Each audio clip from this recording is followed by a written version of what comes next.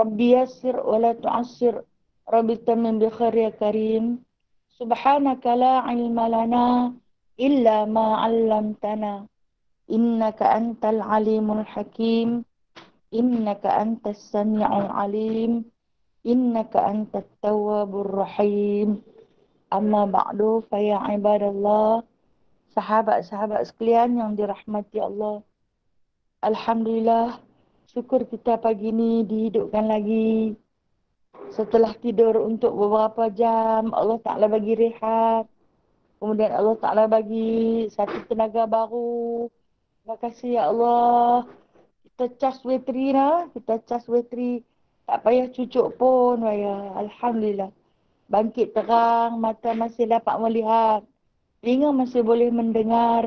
Mulut masih boleh berkata-kata. Kaki masih boleh berasa. Untuk terus berjalan dengan sendirinya. Tanpa bantuan orang lain. Terima kasih ya Allah. Terima kasih sangat-sangat. Dengan penuh rasa kesyukuran, kita kembali berkuliah pagi ini, insyaAllah. Walaupun di alam maya, kebahagiaan bersemuka kemarin cukup-cukup saya nikmati. Subhanallah, suka sangat. Tapi Alhamdulillah, andai kembali dikurung dalam ni, hamba tetap bersyukur ya Allah. Alhamdulillah yang ala kulli hal. Syukur sangat. Apa juga nak? Bukan apa nak? Kuliah bersemuka ni, dia punya zuk lain. Mungkin sebab kita duduk aura sama-sama kita. Yang dikatakan duduk di bawah sayap malaikat tu kan. Dia punya rasa tu lain. Dia punya keseronokan tu lain. Yang ni kita ni duduk dalam suasana juga di bawah sayap malaikat. Cuba tengok kiri kanan. Ada tak malaikat menemani? Ada insyaAllah. Ada dapat akan sama-sama dalam majlis ilmu. Takkan lalu macam tu saja. Alhamdulillah. Terima kasih ya Allah. Baik, hari ini kita baca kitab Jauhar. InsyaAllah untuk minggu-minggu yang akan datang, kita tukar jadual sikit. Jauhar kita baca hari Rabu. Hadis kita baca hari Selasa. Sebab hari Selasa di Pematang memang jadual hadis. Jadi kita tukar jadual Jauhar setiap hari Rabu, hadis hari Selasa. InsyaAllah ta'ala. Kita tengok iaitu masih lagi kita di dalam bab kelebihan solat berjemaah. Yang mana pada muka surat 87. Dan sabda Nabi SAW. Man syahida solat al-jamaah. Kataballahu ta'ala lahu zahiban wa raji'an asra hasanat wa maha anhu asra sayyiat wa rafa'alahu asra darajat. Barang siapa hadir sembahyang berjemaah, di surat Allah Ta'ala baginya, perginya dan kembalinya 10 kebajikan. Dan dihampaskan, maksud dihampaskan, dihapuskan daripadanya 10 kejahatan dan diangkatkan baginya 10 darjat. Allah bagi tak sikit Tak sikit. Dia tak bagi 2, dia bagi 10. Yang kata Allah tu punya pemurah, punya kaya. Dia bagi kira tak pernah sikit. Kalau kita habis sangat ganda. Kalau 1 dapat 2, kalau 2 dapat 4. Tapi Allah Ta'ala, kalau 1 dapat 10. Kekayaan Allah itu kekayaan yang tiada tandingannya. Kekayaan yang memiliki langit dan bumi serta apa yang berada di dalamnya. Maka oleh itu, dengan sifat Ar-Rahman dan Ar-Rahim, pemurah lagi mengasihani itu, menggandakan pahala kepada kita 10 kali ganda pada setiap urusan dan pekerjaan. Dan ada yang digandakan sampai 600 kali ganda pun ada. Ada yang digandakan sampai 1000 kali ganda. Ada yang digandakan sampai 100,000 kali ganda. Kayanya Allah. Kekayaan yang tidak ada tandingannya. Kita tengok apa yang Allah Ta'ala sebut di sini. Man syahida salatal jamaah. Barang siapa yang hadir. Syahidah ni hadir secara nyata. Hadir secara bersemuka. Itu salatal jamaah. Bersolat jamaah. Satu je yang manusia lain ni tak boleh buat. Sembahyang Jumaat secara alam maya tu. Kalau tidak, tak tahulah jadi lagu mana pada umat akhir zaman ni. Katalah bersolat Jumaat melalui alam maya. Dengar khutbah pun pakai buka Google Meet saja. No? Berimam pun pakai guna Google Meet saja. Saya tak tahulah apa nak jadi pada dunia kita hari ni. Tapi Alhamdulillah, itu satu-satunya Allah tak benarkan. Kalau Allah benarkan, Allahu Akbar. No? Alhamdulillah. Terima kasih. Allah masih lagi mengumpulkan kita di dalam satu jamaah. Kata Allah, dia nak bagi pahala. Kataballahu ta'ala lahu zahiban wa raji'an asyra hasanat. Aku akan tulis baginya setiap zahib pi wa raji'an dan balik. Bagi tambang rupanya. Aku bagi tambang. Pergi dan balik. 10 kebaikan. Pi dapat 10, patah balik dapat 10. Selalunya kita ni, kalau kita nak dapat sesuatu benda, masa pi dapat lah. Balik tak ada lah. Pi je dapat. Yang ni Allah tu pemurah. Pemurah lagi kaya. Al-Ghaniyu, Al-Mughniyu. Maha kaya lagi mengkayakan. Dia kaya bukan kaya pada zat sahaja, tapi dia juga mengkayakan kita. Al-Ghaniyu, Al-Mughniyu. Maka dengan kekayaannya, dia bagi kita juga kaya. Apa yang diberi oleh Allah, pergi dan balik dapat 10. Pergi 10, balik 10, ada 20. Katalah, kita ni pergi 10, dapat 10 kupang RM1. Balik dapat RM1. Orang tak payah kerja, orang jumpa yang tu saja. Jumpa yang tu saja. Allah Ta'ala ni bukan nilai RM10. Bukan nilai RM1. Nilai 10. Yang ni Allah Ta'ala maksudkan ini 10 kebaikan. Segala jenis kebaikan yang Allah Ta'ala kumpul. Segala jenis hasanat ni maksudnya kebajikan. Kerja kebajikan kamu. Sekurang-kurangnya mungkin Allah Ta'ala campakkan ke dalam hati kita. Rasa kebajikan. Rasa belas kasihan. Rasa tenang. Rasa damai. Rasa berbesar hati. Rasa nak buat benda yang baik. Itu hasanat. Allah Ta'ala campakkan dalam diri kita. Kalau kata ada kadang-kadang datang timbul syak wasangka buruk pada orang, cepat-cepat terhapus dengan sebab kerana hasanat yang Allah Ta'ala bagi di sebalik solat berjemaah. Apalagi yang Allah Ta'ala bagi? Wa maha anhu. Maha ni maksudnya dihapuskan. Dihapuskan daripadanya asyara sayyiat. 10 kejahatan. Pi dan balik. Pi dan balik. 10 kejahatan dihapuskan. Sesungguhnya kita akui dengan jujur. Dengan ikhlas. Kita memang banyak salah. Kita memang jahat. Kejahatan ni ada dalam diri kita. Dan pengakuan ini yang hadir dalam diri kita. Bila setiap kali kita menghadap dengan Allah. Kita tengoklah. Setiap kali kita angkat takbiratul ihram. Mata ni tak berani nak langut ke atas. Rasulullah kata, tawaduklah kamu dengan kamu memandang ke tempat sujud. Orang bersalah ni, biasanya akan selalu tunduk ke bawah. Malu menghadap dengan Qadi Rabbul Jalil. Allah Azza wa Jalla. Allahu Jalla Jalalah. Mai kita ni pesalah. Menghadap dengan Allah, malu sangat. Menunduk ke bawah. Kenapa malu? Banyak dosa, ya Allah. Terlalu banyak dosa setiap kali aku hadir menghadapmu. Dan Allah tu maha pengampun. Daripada keampunan itu kita bangkit lagi.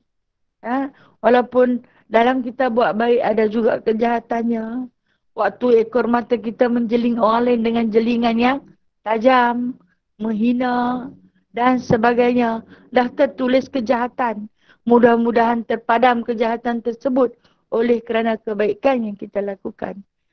Ni pahala pahala orang yang pergi sembahyang berjemaah.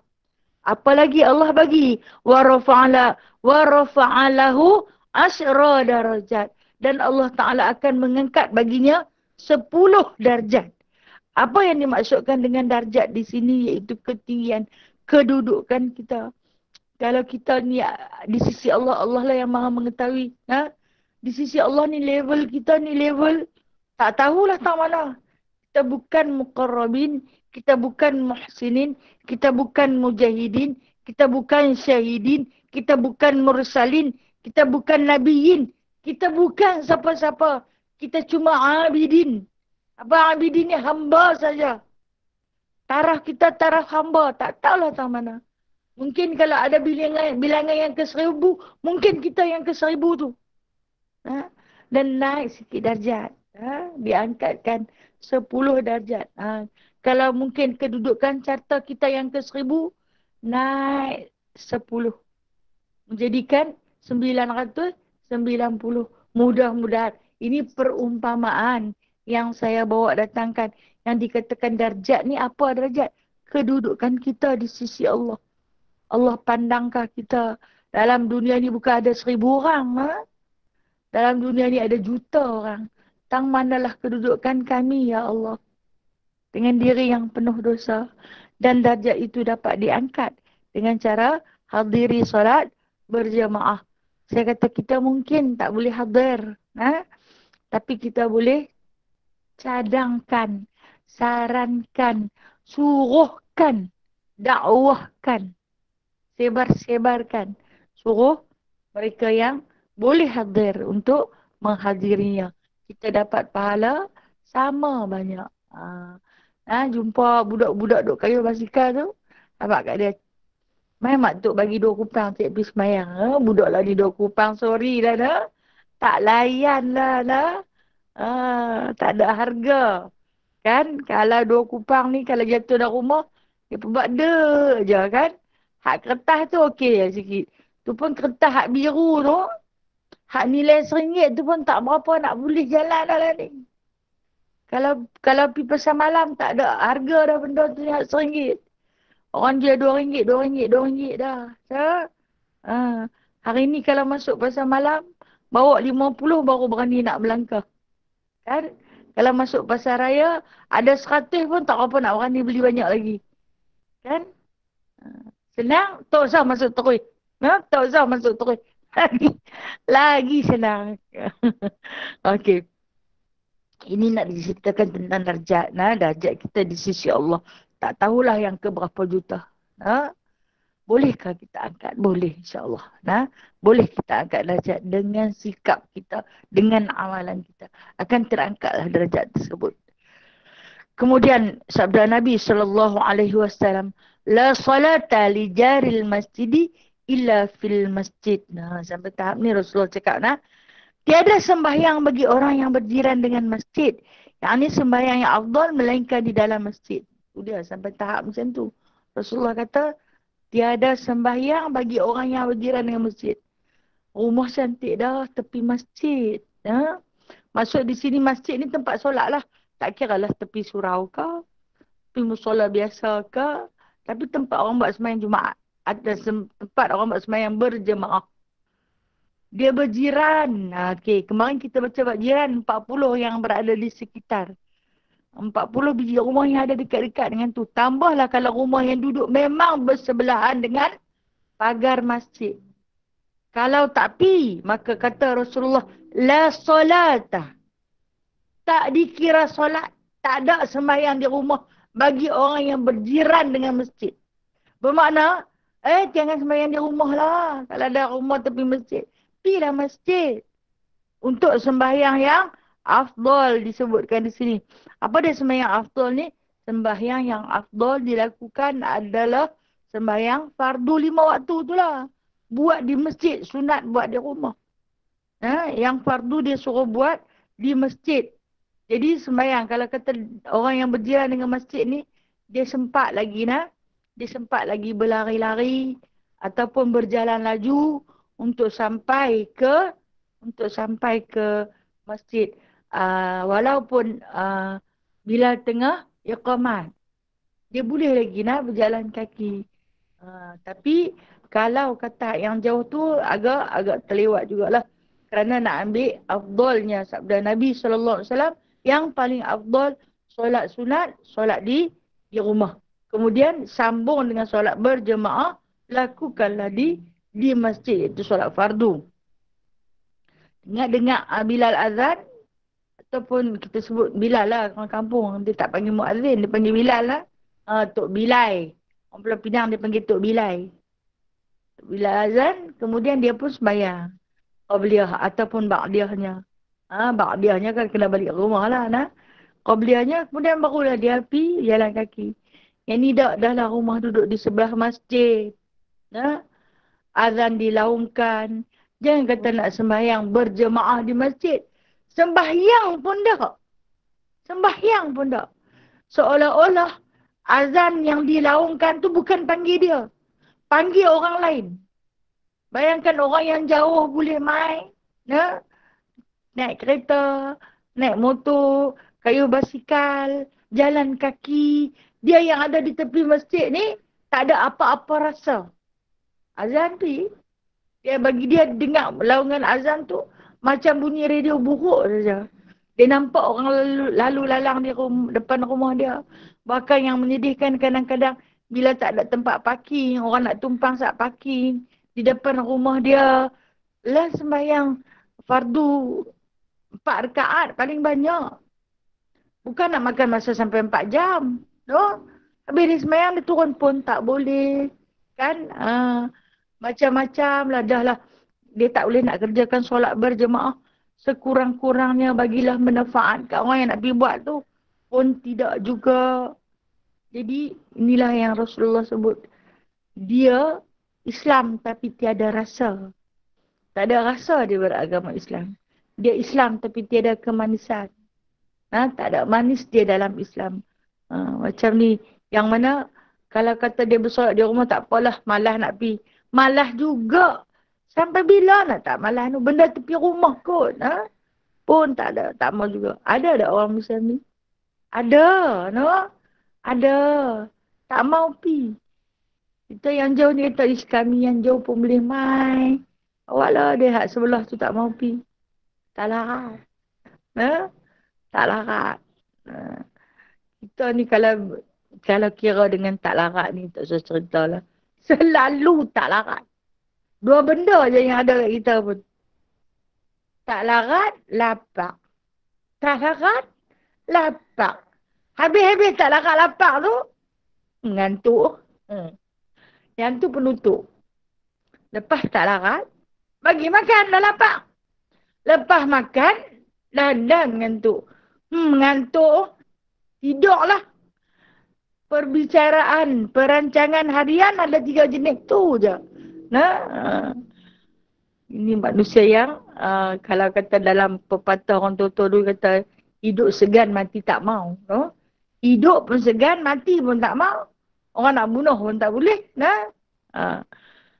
Dan seterusnya dia kata, maka hadis ini ditanggungkan atas sembahyang fardu sahaja. Hadis yang Rasulullah sebut ni, sembahyang fardu sahaja. Dan barang yang dihubungkan dengan dia. Maka diperbuatkan dia pada masjid itu afdal. Paling baik sembahyang fardu ni, buatlah di masjid. Dan barang yang lain daripada demikian itu diperbuatkan dia di rumah afdal daripada diperbuatkan dia di masjid. Lain daripada tu, buatlah di rumah. Ini sembahyang-sembahyang sunat, sembahyang-sembahyang qiyamul, sembahyang tahajud, sembahyang witir dan sebagainya. Lebih afdal kita lakukan di rumah. Kalau dulu, waktu bersemuka dulu, bila malam-malam ada kuliah di masjid, biasanya orang perempuan akan ikuti. Alhamdulillah, orang perempuan yang tidak ada musyaqqahnya, tidak ada halangannya, ikut kuliah di masjid. Lepas sembahyang Isya baru dia balik. Biasanya orang perempuan yang rajin ni dia akan sambung sekejap. Lepas sembahyang Ba'diyah Isya ni dia akan buat witir. Dia sambung dengan witir. Hak yang Tok Siok ni dia nak balik, dia lapak nasi. Dia nak balik dah. Hak yang jemaah perempuan ni, dia nak sembahyang lagi. Tok Siok ni tak tahu apa, tutup lampu. Gelak gelita lah dia pun yang hak yang baru tengah nak baca Fatihah. Menjerit lah, urik menjerit. Apalah Tok Siok ni tak sabar-sabar nak balik kau untuk lepak nasi. Kita tak pergi lagi, dia 6.30 dia pergi dah. Nak sapu tik cicak, nak buka lampu, buka aircon bagi sejuk, buka kipas. Kita dah lah pergi lambat. Nak balik pula lambat. Orang tu dia nak balik, dia lepak nasi. Dia tutup lampu. Lepas tu Marahlah pula dekat Tok Siak tu. Apalah dapat gaji buta. Berdosa je. Tak usah pergi lah kalau macam tu. Ha? Berdosa je duk hampuk tuan tu dapat gaji buta. Mana tahu kadang-kadang dia kerja buta je gaji pun tak ada. Kan? Ha. Dia tunggu gaji daripada Allah terus menerus je. Benda sunat ni elok buat di rumah. Ha. Balik sambung di rumah. Tak ada bagi jawab apa-apa. Kalau balik di rumah pakai tak buat dah. Tu dia lah. Kan? Setan dekat kita ni terbaik. Banyak. Dan dia hang kentut dah. Saat ni lah hang buat. Saat ni hang bangkit tajuk. Hang buat lah witir tu. Kita pun dah memang dah malas dah. Sampai rumah jumpa menantang lain. Benda-benda lain. Kita pun tak uruskan lah solat witir kita tu. Tunggulah sekejap lagi. Bangkit tengah malam buat. Tengah malam pun tak bangkit. Tata subuh. Witir pun ke mana. Apa pun ke mana. Dia yang kata. Kita ini selalu ditewaskan oleh syaitan yang sentiasa menghuni. Bermaharaja lela di dalam diri kita. Itulah kita. Itulah kita. Hadis seterusnya. Dan sabda Nabi SAW. Salatul jamaah rahmatun wa hiya khairun minad dunya wa ma fiha wal jama'atu rahmatun wal furqatu azab. Bermula sembahyang berjemaah itu rahmat dan iaitu terlebih baik daripada dunia dan barang yang di dalamnya. Dan bermula jemaah itu rahmat, yakni melazimkan akan jemaah al-muslimin dan muwafaqat dengan mereka itu menyampaikan rahmat dengan sebab bagi rahmat. Dan bercerai itu azab, yakni tiada muwafaqat dengan mereka itu sebab bagi azab. Dia nak abad kelebihan ni. Yang mana sembahyang berjemaah itu adalah satu rahmat. Apa dia rahmat dia? Dapat memperolehi rahmat seperti mana kita memiliki dunia dan isinya. Macam sembahyang sunat sebelum subuh. Ada yang sebut itu sunat qabliyah. Ada yang sebut itu sunat fajar. Kalau saya sebut, itulah sunat qabliyah fajar. Sunat qabliyah fajar. Apa dia sunat qabliyah fajar? Sunat qabliyah subuh. Kan? Orang nanti selalu tanya, sampai hari ni, walaupun berulang kali kita cuba terangkan, fajar tu, qabliyah tu fajar, tapi dia tak mahu, dia nak kata juga, kita ada lah. Itu adalah sunat qabliyah fajar. Pahala dia seperti kita memiliki dunia dan juga isinya. Besarnya kalau boleh memiliki dunia dan isinya. Kita ni jangan kata memiliki dunia dan isinya. Kalau ada sebuah pondok buruk pun kita dah cukup bangga dan bersyukur. Alhamdulillah. Kita ada tempat tinggal walaupun buruk saja kan. Aku tak ambil siapa punya hak milik aku. Aku beli sendiri. Kan? Ada kebanggaan.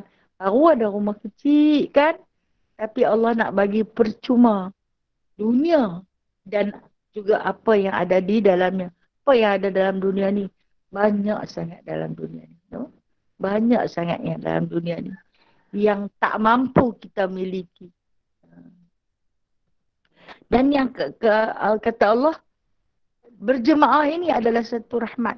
Kenapa dikatakan jemaah itu satu rahmat? Pertama, dapat menghubungkan silaturahim. Dan saya percaya kita yang ada di dalam ukhuwah muslimah ni, sebelum ni kita tak kenal sama-sama kita kan. Mungkinlah kalau kenal sama-sama tu, biasa kerja sekali dulu. Hak lain daripada tu kita tak kenal sama-sama kita. Tapi hari ni, walaupun kita duduk di dalam ruang lingkup yang tertutup ni, kita boleh tengok muka sama-sama kita. Kita tahu yang ni siapa, yang ni siapa, yang ni siapa. Bahkan Allah Ta'ala lahirkan dalam diri kita mahabbah. Rasa kasih dan sayang sesama kita. Sedangkan antara kita tak ada hubungan kerabat pun. Tak ada hubungan darah, tak ada apa-apa hubungan.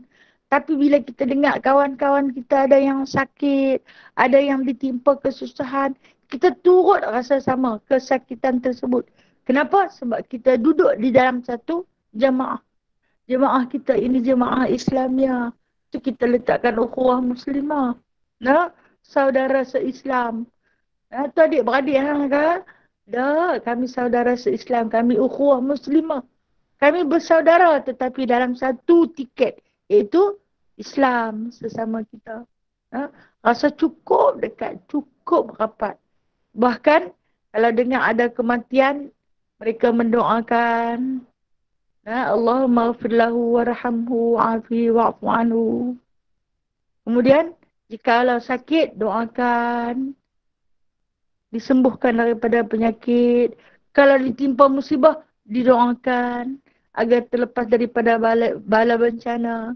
Dikuatkan kesabaran. Sentiasa mendoakan. Kerana kita duduk di dalam satu jemaah. Untung orang dapat berjemaah ni.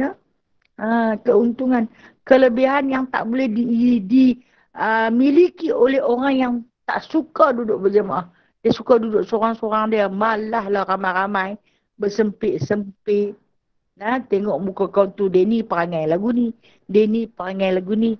Hingga dia tak berkenan saja dekat orang. Dia saja yang bagus. Dia saja yang betul. Tapi lah awak. Tapi tak suka lah perangai mereka tu. Mereka lagu tu, mereka lagu ni, amboi-amboi lah. Macam lah dia tu bagus sangat lah. Kita cermin diri kita dulu lah. Sebelum kita kata apa-apa dekat orang. Kita tengok apa dia faedah. Faedah dibandingkan sembahyang berjemaah. Itu seperti air yang banyak. Tiada menjadikan dia oleh kedatangan najis. Melainkan mengubah rasanya atau warnanya atau baunya. Bersalahan air yang sedikit jadi najis ia dengan kedatangan najis dan jikalau tidak berubah sekalipun. Okey dia nak abang.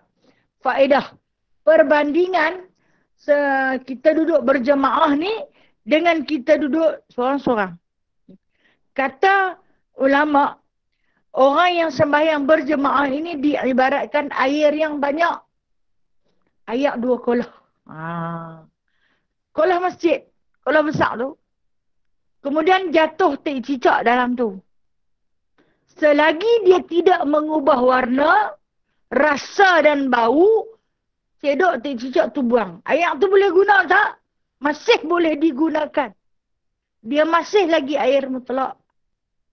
Selagi ayak yang banyak itu tidak mengubah warna, rasa dan bau. Sementara yang di rumah kolah kita yang kecil tu, rumah saya kolah 3 segi je lah. Satu je lah kolah tu. Sekali mandi habis no?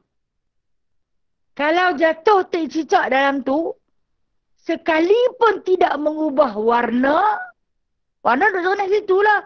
Tik cicak masuk kecil, tik cicak kau sana.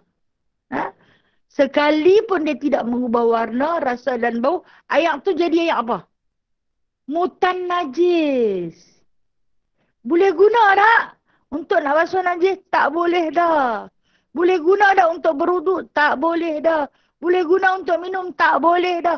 Kerana dia dah jadi air mutan najis. Dia tak berubah warna, rasa dan bau. Dia tetap jadi najis sebab sedikit. Itu perumpamaan yang dikatakan duduk berjemaah. Duduk bersembahyang secara berjemaah dengan duduk seorang-seorang. Silap sikit saja malaikat lah tulis. Pangkah lah kat dia. Siapa sembahyang seorang nampak sangatlah salah dia. Kan? Bila duduk ramai-ramai ni, hak yang kawan tu punya betul, boleh tolong cover kita punya salah. Macam kita duduk dalam satu kelas. Okey. Guru kita suruh kita menghafaz. Bila menghafaz secara beramai-ramai, oh bagus, semua boleh. Semua boleh. Kita yang tak boleh ni nganga bila mulut orang. Oleh nak yang pederas tu.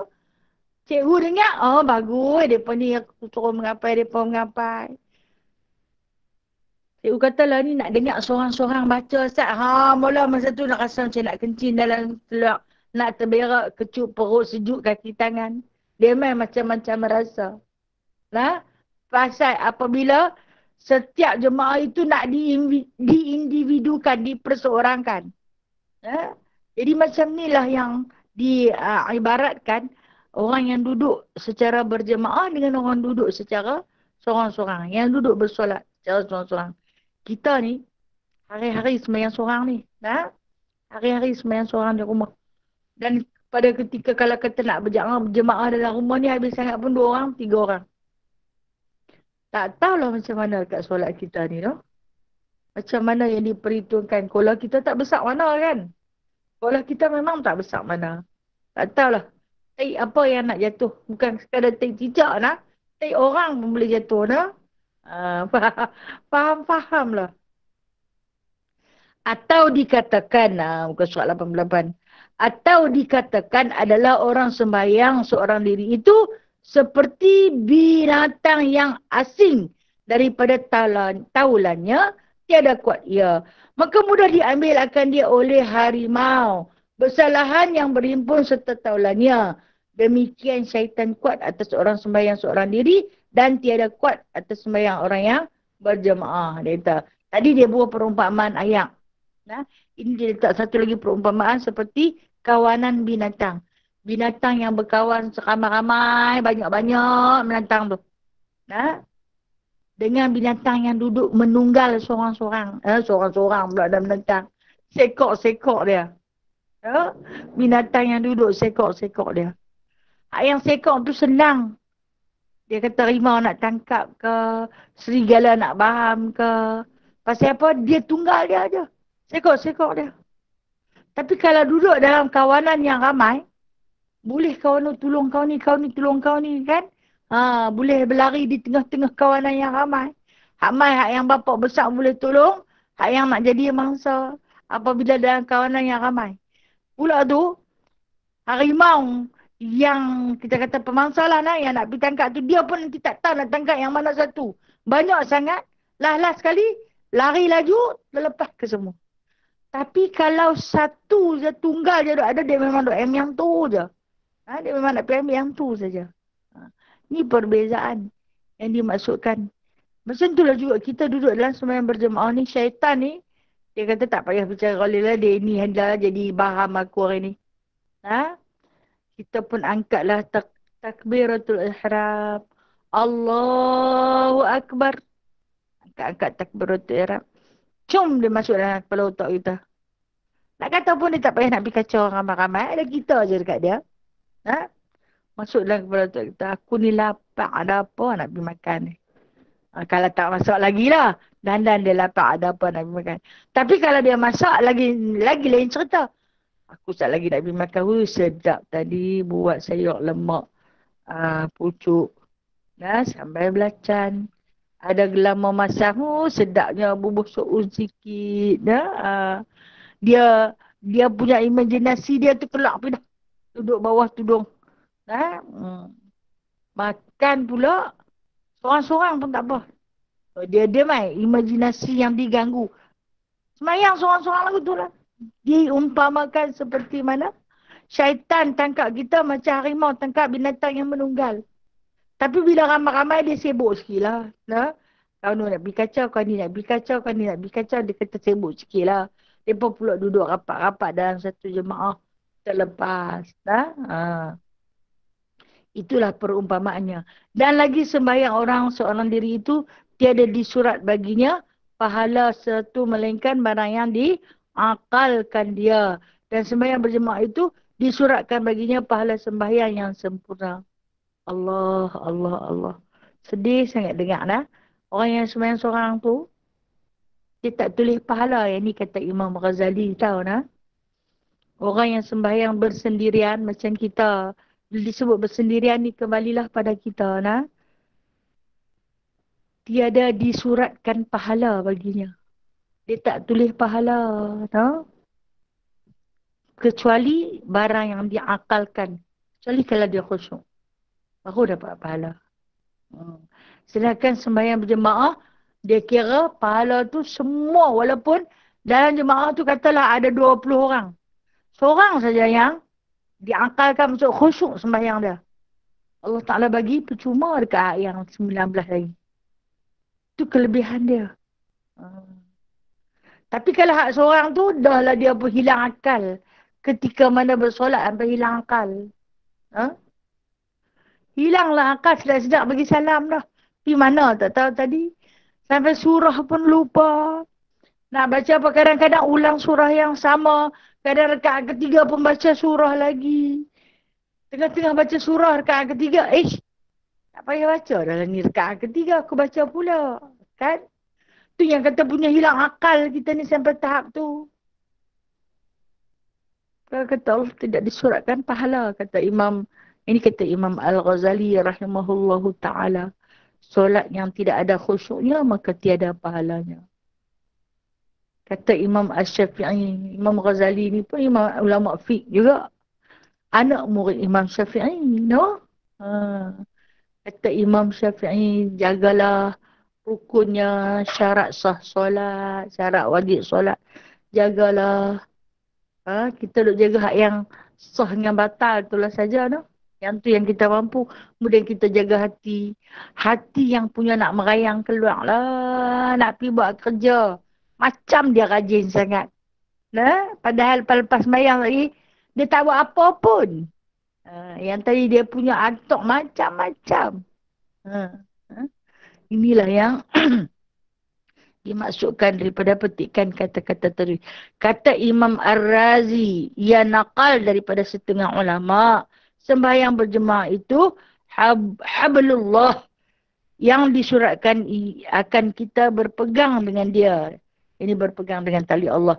Seperti firman Allah Ta'ala, wa'tasimu bihablillahi jami'an wa la tafarraqu.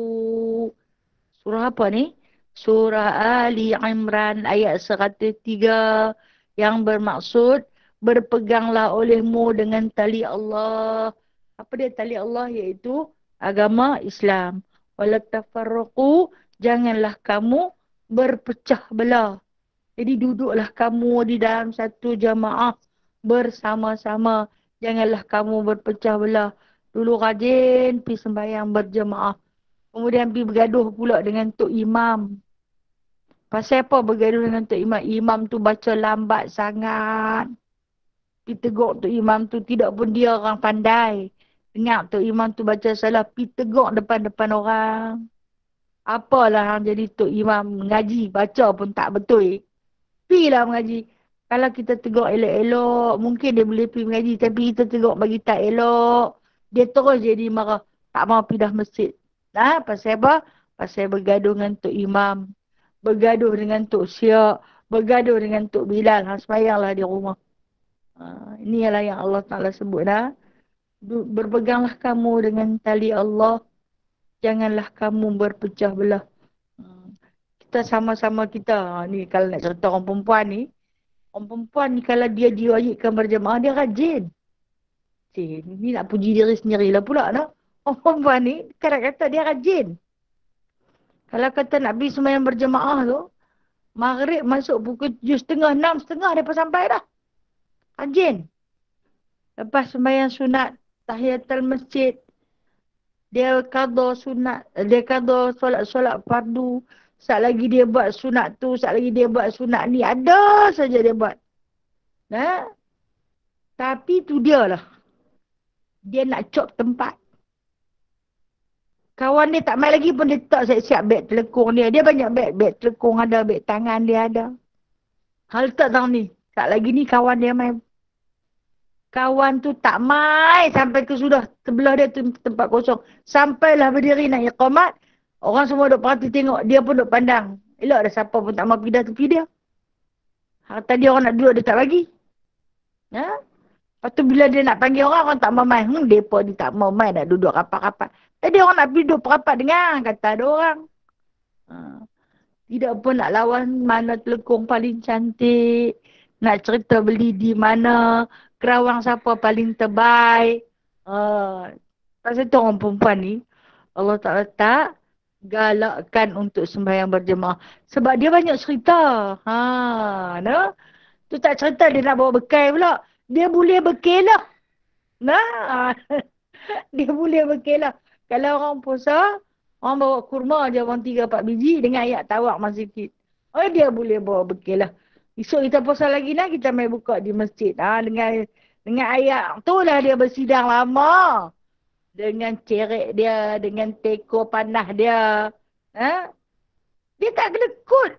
Tok Imam pun sakit dia belanja makan. Tapi tu dia lah. Dia beradun. Bukan kata kat siapa dah. Orang perempuan, siapa orang perempuan dia berasa lah. Siapa yang tak perempuan dia tak rasa lah. Rasa-rasa dalam ni. Wanita belaka kan. Okay, baik seterusnya. Jangan marah nak. Kita lah tu kan. Kita lah tu. Kita tak kata kat siapa-siapa. Kita kata kat diri kita. Ha? Maka dinamakan tali kerana jalan Allah itu sebenar-benar. Dia kata yang sebenar itu sangat picik. Dia nak abang. Dikatakan bihablillah. Tali dengan Allah tu pasal apa dia kata. Jalan menuju kepada Allah tu sangat picik. Apa sempit sangat. Jalan nak menuju kepada Allah ni sempit. Sungguh sempit. Sebab tu tak ramai yang boleh pi. Kita tengok di masjid tak ramai boleh pi. Pasal apa jalan sempit. Semua pakat tak boleh pi. Masa hak yang tak boleh semayang di masjid tu pakatlah gaduh. Apalah semayang masjid kena tutup, bubuh tala. Kita nak pergi semayang berjemaah, nak berdoa ke Allah Ta'ala banyak-banyak. Tak boleh. Kena duduk dalam rumah. Lalu ni dia buka. Pun tak pergi juga. Awak ke mak no? Jalan sempit. Tu pakat tak pergi. Lagu tu lah. Masjid duk sepi lagu tu lah. Masjid daripada satu tingkat. Untuk buat 2 tingkat. Jemaah duk sebaris tu je. Imam nombor 1 mati, naik imam nombor 2. Orang tak bertambah juga. Mati imam nombor 2, naik imam nombor 3. Orang tak bertambah juga. Pasal apa tak ramai? Abang kat apa? Jalan nak pergi masjid sempit. Jalan menuju Allah ni sempit, dia kata. Kenapa dia kata? Dansanya telah gelincir padanya kebanyakan makhluk. Biasanya makhluk tergelincir. Benda sempit. Titi ni halus. Kalau kata tak pandai imbang badan, dia akan jatuh. Jadi dia kata, barang siapa yang berpegang dengan tali Allah, maka sanya sejahtera ia daripada tergelincir. Kalau dia berpegang dengan tali Allah, insya-Allah dia akan sampai. Kalau dia tak berpegang dengan tali Allah, sampai sekerak je, patah balik lah. Tidak pun ada niat je dalam hati. Macam tabligh duk main dari rumah ke rumah tu, sanggup menyorok, no? Sanggup menyorok, sanggup menipu. Kan? Menipu tu dosa besar. Tapi tak apa, buat dosa besar pun tak apa. Kadang tengok tabligh duk berjalan, tak sampai lagi dalam rumah dah. Baru duk berjalan, dia sini dah lari. Mai dah menyampah. Orang nak tengok TV petang-petang pun tak senang mereka nanti mai. Mai bukan nak panggil saja, nak bercakap juga sikit-sikit. Kita nak kena dengar. Punya beletiak, orang nak ajak pergi sembahyang. Jalan menuju Allah itu sempit. Kecil sangat. Dia main bagi tali, dia nak tolong bawa. Kita tolak tali tu, kita tak mau. Belagaknya makhluk manusia ni, no? Belagaknya. So ni di atas titian sirat. Kita nak cari tali tu, nak. Nak cari tali tu, nak sampai ke tak sampai ni. Waktu di dunia marah. Bila dihulurkan aja. Dia pun nanti main tu lah, nak. Malam ni ada jemaah di masjid, nak. Minta ada lelaki dalam rumah hadir. Kadang bila kita beritahu dalam rumah tak ada lelaki. Kadang ada. Duk menyorok di dapur. Ada tu pondan lah. Yang suruh pemohon tu. Abah tak ada. Abah tak ada. Dia pun abah. Abah kata abah tak ada. Punah ranah. Punah ranah pemohon. Tak apa. Dia tu pun kata. Beritahu kat abah malam ni ada jemaah di masjid lah. Habis dah. Tidak dia pemain duduk sambung tengok TV. Mengarut lah mereka tu. Main daripada mana-mana. Main duduk semain jemaah. Buat kotak. Kurang-kurang dia buat kotak pun dia sapu. Dia tinggal. Hang ni hang buat apa? Hang duduk buat kotak di rumah saja. Macam ni mulut memang pandai cakap. Orang sini dia pandai cakap dah. Dan lagi sabda Nabi SAW. Telah menjadikan Allah Subhanahu Wa Taala akan satu dusun di dalam syurga. Dikatakan baginya Madinatul Jalal. Dan padanya Mahligai. Dikatakan baginya Uzmah. Dan padanya satu rumah. Dikatakan baginya Baitur Rahmah. Dan padanya 4,000 sarir. 4,000 sarir ni tempat lapik duduk yang dipanggil dengan nama katil. Kita bila sebut katil ni, kita bayang katil kita, betul tak? Dia ada tempat duduk ni yang lisan tilam dia tu tebal-tebal tu. Dia habaq dia kata nah, di dalam rumah tu ada 4,000 sarir. Ha, ranjang, katil, tempat duk beristirahat. Sampai 4,000, banyaknya lah. Kita ada sebiji tu saja kan. Tu pun patah duk tongkat dengan bata je kaki dia. Dan dia kata di atas tiap-tiap sarir itu, di atas tiap-tiap katil tu, dia kata, ada 4,000 hurul ain. Oh, banyaknya ramainya 4,000 hurul ain. Siapa dia hurul ain ni? Hurul ain. Anak bidadari duk tunggu atas katil. Sampai 4,000. Dan padanya barang yang tiada melihat oleh mata dan tiada mendengar oleh telinga dan tiada terlintas di hati. Punya segak, punya cantik. Keadaan itu penuh dengan nikmat yang mana tak pernah dilihat oleh mata. Tak pernah didengar oleh telinga. Tak pernah terlintas di hati. Nikmat sampai besar lagu ni. Ha? Punya hebatnya. Yang dikatakan dalam syurga itu ada satu kebun. Yang mana kebun itu dinamakan dengan Madinatul Jalal. Dalam kebun tu pula kata Nabi SAW, dia ada satu mahligai. Mahligai dalam syurga tu. Dia ada satu mahligai. Yang mana mahligai itu dinamakan dengan Uzmah.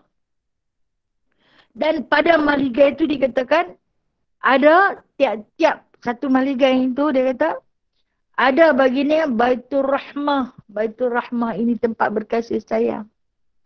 Dalam tiap-tiap satu bilik, Baitur Rahmah tu ada 4,000 katil. Nah, dalam setiap satu katil, satu ranjang itu ada 4,000 anak bidadari. Punya segak, punya cantik, punya sedap, punya nikmat. Tak terlintas oleh hati pun sampai besar tu punya nikmat. Kita ni bila dah sebut, tak pernah tengok macam ni punya cantik. Tak pernah rasa macam ni punya sedap. Kan? Ha? Maksud dia benda tu tak pernah. Ni hampir tak terlintas di hati punya hebat nikmat Allah ni. Untuk siapa sahabat tanya, ya Rasulullah bagi siapa dia? Sabdanya bagi orang yang sembahyang 5 waktu. Untuk orang yang bersolat 5 waktu. Tu dia pahala dia. Sembahyang macam mana? Sembahyang berjamaah. Besarnya pahala ya Allah. Ha? Besarnya pahala. Saya ada kenal lah seorang, saya kenal dia dah tua lah, dah tua dah. Dia ni memang tak pernah tinggal sembahyang secara berjamaah. Walaupun dia musafir, dalam musafir dia ni, dia akan tetap cari masjid untuk dia solat fardu. Kalau kata setengah jam lagi nak masuk waktu, dia ni dalam musafir. Dia singgah dah. Kita kata setengah jam lagi, dia kata kok saat lagi tak jumpa masjid. Dia tak jumpa masjid, kita berhenti RNR. Tak mau. Dia nak masjid juga. Ha? Punya jaga sembahyang berjamaah dia. Sampai bila? Sampai akhir hayat. Waktu dia mati tu ketika mana sedang qamat. Tengah angkat takbiratul ihram. Dia makmum biasa je. Orang dia bukanlah kata suara dia sedap ke, dia jadi imam ke, dia khatib ke. Dia jemaah biasa je. Yang orang tak berapa nak pandang dia pun kan. Ada tak apa, tak ada pun tak apa. Tapi selalu ada. Sampailah kepada saat dia nak mati tu. Waktu bila tengah qamat. Dia pun dah lah angkat takbiratul ihram. Tapi waktu yang makmum yang ada sebelah dia. Dia angkat takbiratul ihram, dia tak sempat nak qiyam. Sebab apa? Tangan dia jatuh lurus dan dia pun lurus sama ke bawah. Dia pun pergi tengok dah meninggal dunia. Dia orang yang mencintai solat berjamaah. Adalah yang disebut sebagai Madinatul Jalal. Untuk dia Baitur Rahmah. Besar pahala dia, no? Kita pergi perhabis bab ini, ya. Dan diriwayat Abdul Rahman bin Auf radhiyallahu anhu bahwasanya datang baginya perniagaan di Mesir 400 dengan muatannya. Maka keluar ia mendapat akan dia. Maka lambat berpalingnya hingga luput akan dia takbiratul ihram. Serta Nabi SAW daripada sembahyang fajar. Dan mendapat ia akan Rasulullah SAW di dalam rukuk pada rakaat yang pertama. Maka tak kala selesai ia daripada sembahyang, bersedekah ia akan 400 unta yang datang di Mesir itu sekaliannya di dalam sabilillah. Kemudian maka sembah ia, ya Rasulullah, aku perbuat begini-begini. Maka adakah tercapai aku akan pahala takbiratul ihram? Sabda Nabi. Tiada sembah ia. Ya Rasulullah, aku jadikan barang yang di atasnya daripada segala mata benda sekaliannya di dalam sabilillah. Adakah tercapai aku akan pahalanya? Sabda Nabi SAW. Tiada. Maka sembah ia adalah di atas tiap-tiap jamal. Yang ini untuk itu seorang sahaya bagiku. Aku merdekakan dia bagi wajhullah ta'ala. Adakah mencapai aku akan pahalanya? Sabdanya, saat ini sabda Nabi, tiada. Kemudian sabdanya, hai Abdul Rahman, jikalau ada dunia dan barang yang di dalamnya daripada harta kamu dan engkau jadikan dia di dalam sabilillah, tiada tercapai kamu akan kelebihannya. Wallahu a'lam. Ujar Rasyad, no? Cerita Abdul Rahman bin Auf, seorang sahabat yang paling jutawan. Cerita dia sikit je. Ini bukan cerita dia nak kenal ke apa tak cerita dia. Maksud tu dia kata dia berniaga. Dia memang Allah Ta'ala anugerahkan kepada dia kepandaian, kebijaksanaan dalam perniagaan. Ha? Dia kata dia tak pi, dia suruh orang dia, suruh khadam dia bawa. Hamba dia bawa. Bawa balik mai keuntungan perniagaan 400 ekor unta bersama dengan syarat muatan dia. Ha? Lepas tu bila bawa balik mai, dia pun balik lah toke. Orang baru bawa balik mai, katalah kontainer 40 biji baru sampai. Toke ni dia nak pergi tengok lah barang dagangan dia. Dia nak kira, dia nak buat catatan apa-apa yang dapat. Walhal ketika tu, waktu subuh, waktu fajar, masuk dah waktu. Ha? Jadi dia pun kelang kabut. Pergilah ke masjid. Tengok Rasulullah dah pun solat. Rasulullah duduk tengah rokok. Ha. Dia tertinggal takbiratul ihram pertama dengan Rasulullah. Dia rasa ruginya sebab tak dapat bersolat takbiratul ihram yang pertama dengan Rasulullah. Dia sampai-sampai Rasulullah dia rokok. Jadi dia jadi masbuk lah. Ha? Kemudian dia nak menembuskan kesalahan dia tu. Lepas habis sembahyang subuh tu, dia sedekah. Dia hadiah 40 ekor unta dia itu ke fisabilillah. Ke jalan Allah. Hadiah untuk Rasulullah. Bagilah kemaslahatan Islam. Gunakanlah. Ha? Untuk orang fakir, miskin dan sebagainya. 4,000. 400. Ha? Lepas tu dia tanya Rasulullah. Aku bagi 400 ekor unta. Bukan sekor. 400. Kita sekor pun 7 orang. Pun tak buat no. Ha. Ini 400 dia bagi. Dia tanya Rasulullah. Aku dapat tak pahala macam mana takbir yang pertama denganmu? Tak ada Rasulullah kata. Tak sehebat pahala tu. Ya ke? Dia rasa rugi lagi. Nah, dia rasa rugi lagi. Kalau macam tu dia kata, boleh tak dia kata? Kalaulah kata aku bagi apa juga barang dagangan yang ada. Maksud dia tiap-tiap unta tu bawa barang dagangan. Tadi dia bagi unta je 400. Lepas tu dia nak bagi apa yang unta-unta tu bawa. Aku bagi semua. Rasulullah kata tak sampai. Takkan sama pahala dengan takbiratul ihram yang pertama dengan imam tadi. Tak sampai juga dia kata. Kalau macam tu, tiap-tiap unta tu di atas dia ada seorang hamba saya. Aku bagi dengan hamba-hamba tu sekali. Dia kata kepada Rasulullah, dapat tak pahala? Macam mana sembahyang berjemaah kepada yang pertama dengan imam. Apa jawab Rasulullah? Tak sama juga. Allahu Akbar. Dan akhirnya bila nampak Sayyidina Abdul Rahman bin Auf ni sungguh-sungguh nak menebus kesilapan dia dengan sebab tergalik kira barang dagangan sehingga melewatkan dia, meluputkan takbir pertama dalam solat berjemaah itu. Rasulullah pun bagi tahu kepada dia, wahai Abdul Rahman, sekalipun harta di dunia ni, langit dan bumi segala isinya ni, hang punya, kalau hang sedekah di jalan Allah, takkan sama pahala dia macam mana takbiratul ihram yang pertama bersama dengan imam. Rasulullah nak cerita ni apa dia besarnya pahala berjemaah. Nak cerita nah. Menyesai Abdul Rahman bin Auf menyesai kalaulah macam tu patut aku tinggal 400 unta yang mai daripada Mesir ni. Aku lari semayang dulu. Sagi balik kira lain. No? Kita dak no, kita pulun berebut cari harta kan. Kita nafikan harta Allah yang maha kaya tu. Allah kata tu yang peduk kira tu aku punya. Nah, apa tu? Sorry, saya aku bagi ke hampa. Tapi kita suka bimbang kan. Allahu Akbar. Tengok sahabat Rasulullah macam mana. Nah? Wallahu alam, wallahu alam. Allah lah yang maha mengetahui segalanya. InsyaAllah, panjang umur. Minggu depan kita akan masuk bab yang ke-10 pada menyatakan kelebihan hari Jumaat. Alhamdulillah, hari Jumaat. Kita tiap-tiap minggu dapat hari Jumaat, no? Kan ada orang yang tak dapat. Dia dapat sampai Khamis je. Jumaat tak pernah dapat. Pergi mana tak tahu lah Jumaat saya hilang ingatan. Ada daripada Sabtu, Ahad, Isnin, Selasa, Rabu, Khamis. Jumaat hilang ingatan. Ada. No? Wallahualam, insyaAllah. Minggu depan kita baca bab tu. Baik. Sebelum tu ada soalan nak tanya.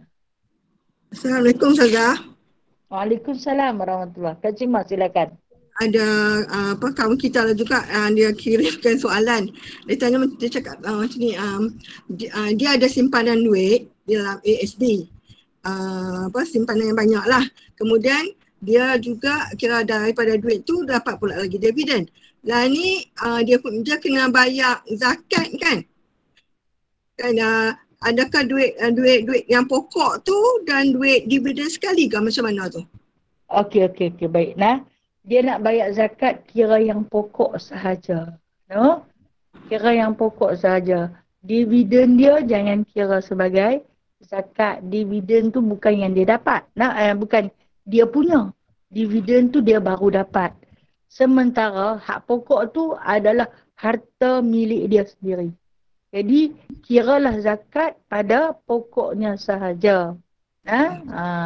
Jawapan dia. Jadi duit dividen tu dia boleh guna lah macam nak bagi sedekah ke itu dia punya ni lah. Ya. Okey, baik. Terima kasih Ustazah. Sama-sama.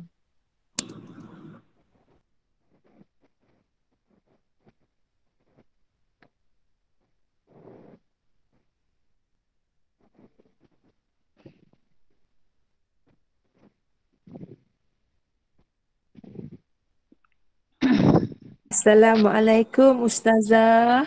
Waalaikumsalam warahmatullahi. Tanya Ya soalan Kak Zalila, silakan. Semalam tu yang cerita pasal lidah tu kan. Orang tu dah semayang mengaji tapi kan kadang-kadang bila dia bercakap tu dia lepas cakap dia kata aku nak kata aku kata. Dia kata kasat-kasat lah mengungkit kisah-kisah lama lah Ustazah. Dan satu lagi dia suka kata apa? Aku tahu, aku ada membelah hantu raya. Aku tahu apa dia jadi semua. Macam mana tu Ustazah? Saya bimbang lah. Kapan tu aku dah saka lah. Aku tahu lah apa berlaku lah. Kalau kita tak cerita pun benda tu, kita memang tak perlu cerita kan Ustazah. Tapi dia kata aku ada membelah. Dia cakap lagu tu. Macam mana tu Ustazah? Saya bimbang. Macam mana tu? Tolong bagi saya pencerahan saya untuk saya menegur pada orang tu. Okey. Baik Kak Zalilah. Terima kasih. Sama-sama kasih. Bahasa lidah. Bahasa lidah, semua orang ada lidah. Cuma bahasa saja yang elok dengan tak elok. Bahasa yang elok mencerminkan hati. Apa yang keluar daripada mulut dia, itu adalah hati. Hang semayang ke, hang puasa ke, hang baik macam mana pun, kalau yang keluar tu tak elok, maka di dalam dia pun tak elok. Umpama seperti teko. Kalau di dalam dia tu kita bancuh isi yang ayat kotor, ayat busuk, ayat najis, akan keluar melalui mulut teko tu, yang najis tu lah juga. Dia tak akan keluar benda yang elok. Kita bancuh ayat najis, dia tak akan keluar ayat Milo. Dia tak akan keluar Nescafe O. Dia tak akan keluar. Dia akan keluar najis tu lah juga. Begitu perumpamaan orang yang sembahyang macam mana sekalipun, Kalau dalam hati dia ada kekotoran, maka yang kotor itulah yang akan keluar. Kemudian dengan angkuh dan takaburnya, angkuh takabur tu serupa lah. Cuma nak taukidkan lagi. Aku nak kata, aku tak simpan. Oh, hebatnya engkau. Sedangkan kata-kata yang kamu lontarkan, ada hati yang terluka. Nak tebus macam mana tu hati yang terluka? Dek, kerana aku nak kata, aku kata. Ada hati yang terluka, sakit, mungkin malu. Nah, bila dikatakan ditegur depan orang ramai, mungkin malu. Kemudian dengan angkuhnya berani mengaku. Jaga, aku ada saka, ada hantu raya. Itu syirik pula. Sudahlah takabur, sudahlah ujub, sudahlah riak. Kemudian ada pula dengan syiriknya. Berapa banyak dosa-dosa besar yang hendak kita tanggung. Nah, okey, Kak Ila tanya, macam manalah cara kita nak tegur dia? Bagi tahulah kepada dia dengan elok-elok, dengan penuh hikmah. Tapi kena siap lah. Siap apa? Siap pendinding. Kok saat lagi nak kena hampuk dengan dia tu. Pendinding hati. Agar kental dan kuat. Saat lagi dia nak marah balik kat kita, bagi tahu dekat dia, tak boleh cakap tahu macam tu. Ada hantu raya ke, ada saka. Itu syirik. Kita bersahabat. Kita ni kalau boleh nak jauh-jauh daripada makhluk ni. Sebab makhluk ni memang syaitan. Jin dan syaitan bukan kawan kita. Kita tak boleh buat kawan dengan dia. Kok mana pun dia akan memperdayakan kita. Jadi, jangan buat kerja syirik. Bagi tahu syirik ni adalah dosa yang teratas. Dosa yang teratas. Yang paling-paling dimurkai oleh Allah dan Rasulullah sallallahu alaihi wasallam. Kemudian kita tengoklah dia bila dia jaga akidah dia, maka akan dipeliharalah lidahnya. Susah tu Kak Ila, susah ni kita nak cakap dengan orang macam ni. Kadang kita cakap dia kata kita ni macam nak jadi ustazah dia. Susah kan? Tapi kena kuat, saya kata apa pun kena ada pendinding siap-siap dah. Kena ada perisai dah. Nak menghadapi, nak menangkis setiap tengkingan daripadanya. Wallahualam Kak. Terima kasih Kak. Sama-sama Ustazah. Terima kasih Ustazah.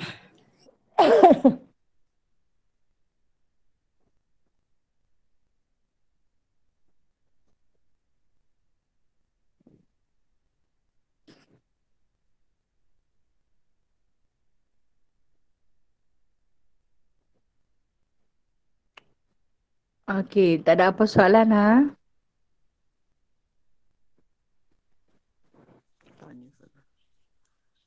Baik, kalau tak ada apa saya sudah dulu untuk hari ni. InsyaAllah kita akan jumpa lagi kalau panjang umur. Ada rezeki kita jumpa lagi esok hari ni insyaAllah. A'udzubillahi minasyaitanirrajim. Bismillahirrahmanirrahim. Alhamdulillahirrabbilalamin. Hamdan kathira. Hamdan yuafi ni'amahu wa yukafi'u mazidah. Ya Rabbana. Lakal hamdu kama yanbaghi li jalali wajhikal karim. وعظيم سلطانك اللهم إنا نسألك علما نافعا وفهما واسعا وعملا متقبلا وتوبة نصوحا وتجارة لن تبور اللهم ارزقنا قبل الموت توبة عند الموت شهادة وبعد الموت جنة ونعيما يا أرحم الراحمين يا مسبب الأسباب يا فاتح الأبواب يا سامع الأصوات يا قاضي الحاجات يا مجيب الدعوات اجعلنا من الناجحين ربنا آتنا في الدنيا حسنة وفي الآخرة حسنة وقنا عذاب النار وأدخلنا الجنة مع الأبرار يا عزيز يا غفار يا رب العالمين وصلى الله على سيدنا محمد والحمد لله رب العالمين تقبل الله منكم منا ومنكم يا كريم Terima kasih Ustazah. Terima kasih Ustazah.